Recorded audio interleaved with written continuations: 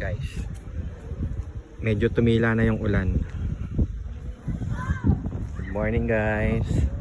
Grabe ang view dito. Ang baba ng ulap. Baba ng fog.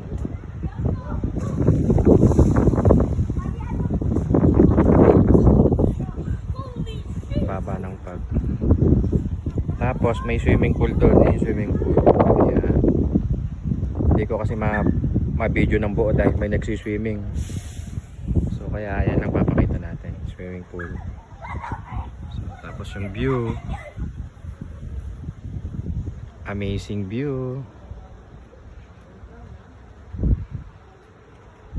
Ganda dito.